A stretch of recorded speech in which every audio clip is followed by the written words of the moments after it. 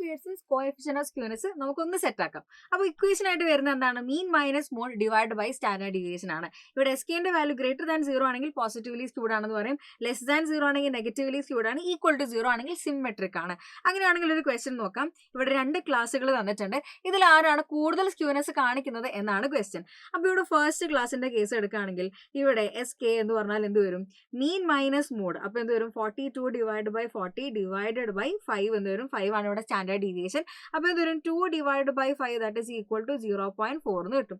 Greater than 0 ആണ്. അപ്പോൾ അത് ഫോളോ ചെയ്യുന്നത് എന്താണ്? പോസിറ്റീവ് സ്ക്യൂനെസ് ആണ് ഇവർ ഫോളോ ചെയ്യുന്നത്. പോസിറ്റീവ് സ്ക്യൂനെസ് ആണ് ഫോളോ ചെയ്യുന്നത്.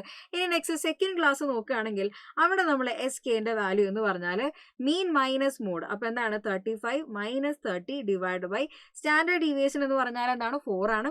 അപ്പോൾ എന്ത് വരും? 5 divide by 4 that is equal to 1.25 എന്ന് കിട്ടും. അതും എന്ത് തന്നെയാണ്? ഗ്രേറ്റർ ദാൻ 0 ആണ്. അപ്പോൾ അതും എന്താണ്? പോസിറ്റീവ് സ്ക്യൂനെസ് ആണ് കാണിക്കുന്നത് എന്ന് നമുക്ക് മനസ്സിലായി. ഇനി ഇതിൽ ആരാണ് കൂടുതൽ സ്ക്യൂനെസ് കാണിക്കുന്നത്? വാല്യൂ വലുതാണെങ്കിൽ, ഗ്രേറ്റർ വാല്യൂ ആണെങ്കിൽ സ്ക്യൂനെസ്സും എന്താണ്? കൂടുതലാണ് എന്ന് നമ്മൾ പറയും. സോ ഇവിടെ ഏറ്റവും വലിയ വാല്യൂ വരുന്ന ആർക്കാണ്? ക്ലാസ് 2-നാണ് ഏറ്റവും വലിയ വാല്യൂ വരുന്നത്. അതുകൊണ്ട് തന്നെ ക്ലാസ് 2 ആണ് എന്ത്? കൂടുതൽ സ്ക്യൂനെസ് കാണിക്കുന്നത്. ക്ലാസ് 2 ഈസ് മോർ സ്ക്യൂഡ് എന്ന് നമുക്ക് പറയാൻ വേണ്ടി പറ്റും.